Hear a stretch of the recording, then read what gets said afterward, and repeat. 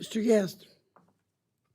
Thank you, Mr. Chairman. Mr. Secretary, thank you for joining us today.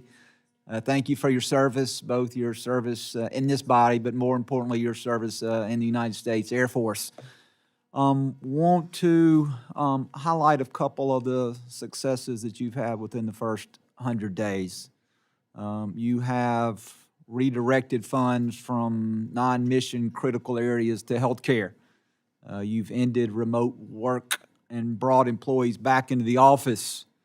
You've canceled duplicative and therefore wasteful contracts that the VA had entered into. And you've reduced disability backlogs by 21%. I think you said 60,000 cases have been resolved in just your 100 days, and that was the backlog of 60,000. And so want to thank you for those incredible efforts in those first 100 days. Also want to talk a little bit about the VA in general. As I understand, the VA has more than 478,000 employees. It is actually larger than our active duty United States Army. And we've seen incredible growth within the VA just in the last decade. In the last decade, as I understand, the VA has added roughly 114,000 employees, 114,000 within a decade, while the number of veterans that they serve has remained fairly constant at roughly $9.1 million.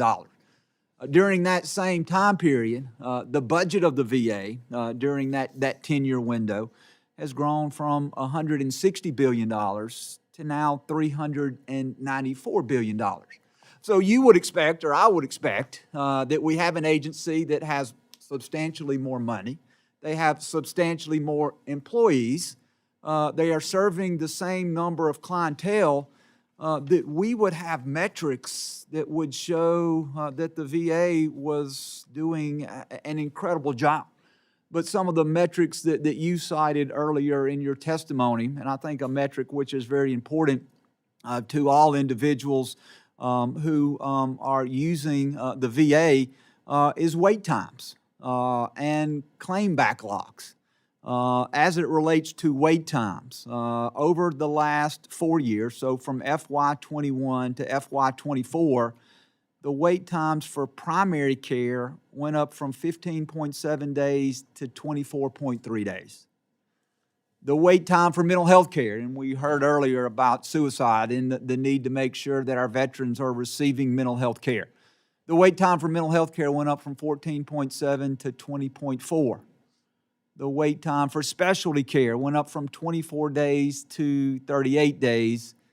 And the backlog for disability benefits went from 65,000 to 232,000 during that 4-year window. Again, during that window, we are continuing to add employees. We are continuing to add and increase the budget within the VA. But it would seem that our veterans are not getting the care that they need. And I'm a big believer in metrics. We can talk in generality about things, but hey, show me the numbers. And those were numbers that you provided to myself and others talking about the challenges that you face. And so I want to ask you, Doug, as you take over this role, and if you've been in now in the job for 100 days, and again, I think you've done some incredible work in the 100 days, what can we do? And let me address another rumor, and then I'll probably run out of time, so you probably won't have to say a word at all.